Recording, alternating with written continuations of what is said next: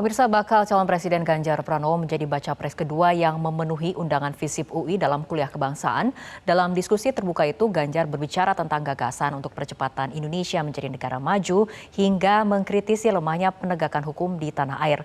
Apa sebetulnya yang ingin ditekankan oleh Ganjar dalam forum kuliah kebangsaan itu? Kita akan menganalisisnya bersama dengan analis komunikasi politik Effendi Ghazali. Selamat malam, Mas Effendi. Malam Fitri, selamat malam para pemirsa. Oke, Mas, apabila kita lihat nih, cara Ganjar mengawali orasinya adalah dengan menyinggung soal tuduhan akan datang pada tanggal tertentu dan ia mengatakan tuduhan itu keliru dan kemudian meminta maaf baru bisa datang hari ini. Kenapa Ganjar seolah harus mengklarifikasi mengenai tuduhan ini, Mas? Ya, pertama-tama Ganjar Pranowo itu kan memang diharapkan datang pada jadwal sebelumnya. Jadi saya lupa persisnya tanggal berapa, lalu media banyak menulis bahwa dia tidak jadi datang.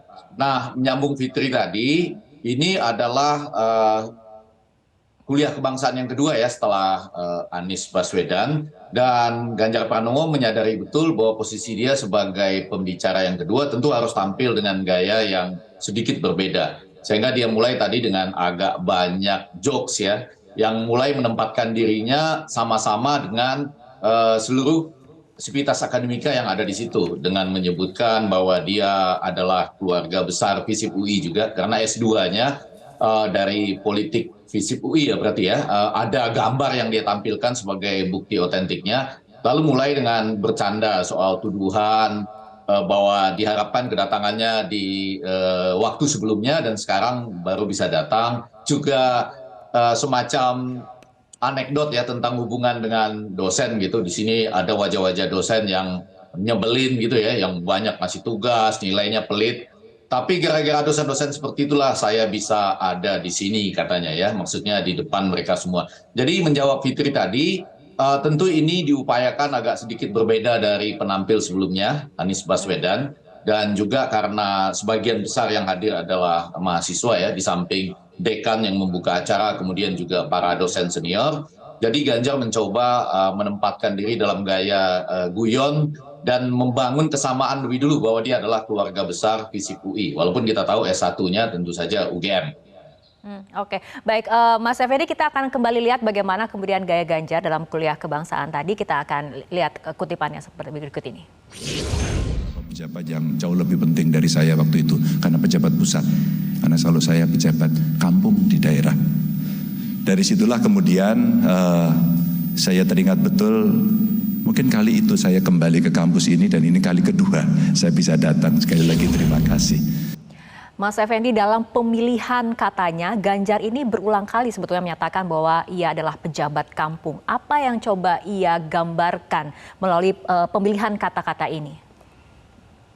Saya tadi sama seperti Fitri dan para pemirsa mencoba mencari tahu ya penggunaan terminologi kampung ini. Ternyata saya temukan setidaknya untuk dua konteks. Yang pertama, ini untuk membedakannya dengan kandidat-kandidat yang lain ya. Khususnya kita tahu Anies Baswedan itu adalah gubernur pusat lah, gubernur DKI Jakarta. Walaupun tahun depan IKN-nya pindah. Tetapi maksudnya pindah ke IKN, ibu kota itu. Nah yang kedua kita tahu Menteri Pertahanan Republik Indonesia itu Bapak Prabowo Subianto adalah tentunya sebagai tokoh pusat.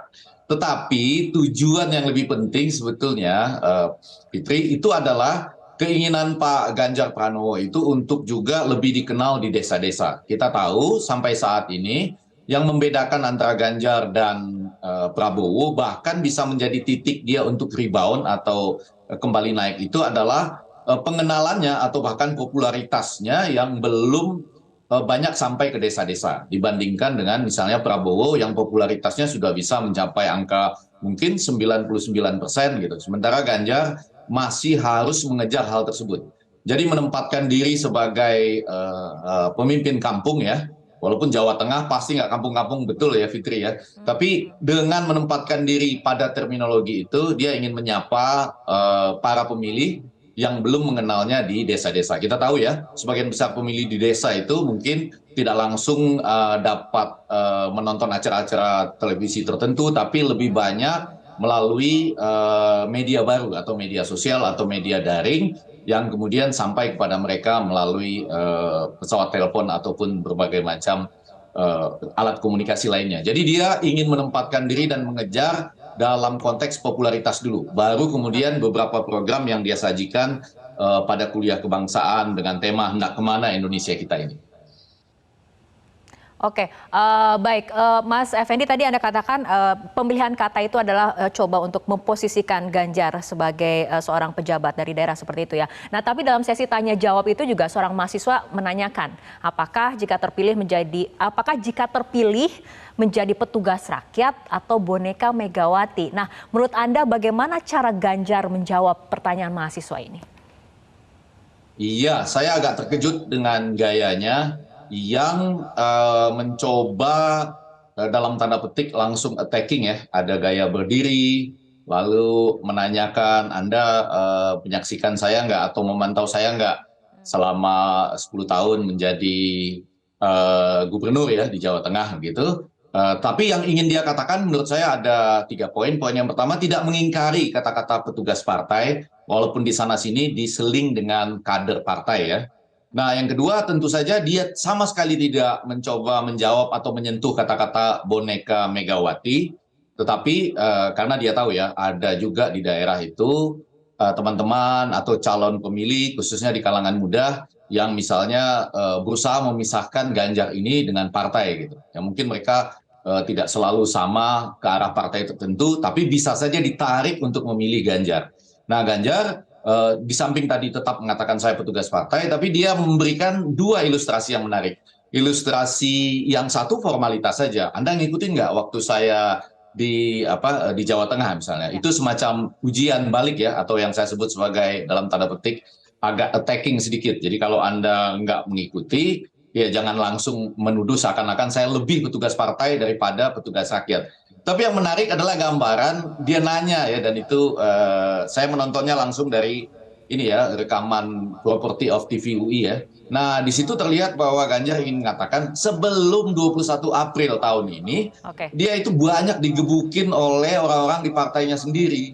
Jadi untuk mengatakan saya itu bukannya apalah petugas partai yang semata-mata disayangi atau harus selalu mengikuti seluruh aturan partai, tetapi dia juga punya prinsip-prinsip sendiri, sehingga di dalam pun terus-menerus mendapatkan gebukan lah, atau misalnya seperti kita ketahui ada Dewan Kolonel dulu dengan berbagai nama lain yang muncul gitu. Tapi di sini cara jawabnya menurut saya menarik ya, dan dia tetap ingin mengatakan kalau Anda jadi presiden atau gubernur itu harusnya nggak petugas partai loh, kurang lebih begitu. Walaupun kata-kata itu tidak diucapkan, cuma dibalik. Kalau gubernur bukan kan, katanya. Kalau presiden bukan kan, gitu. Tidak langsung kan, Fitri, tidak menyangkal petugas partainya. Gitu.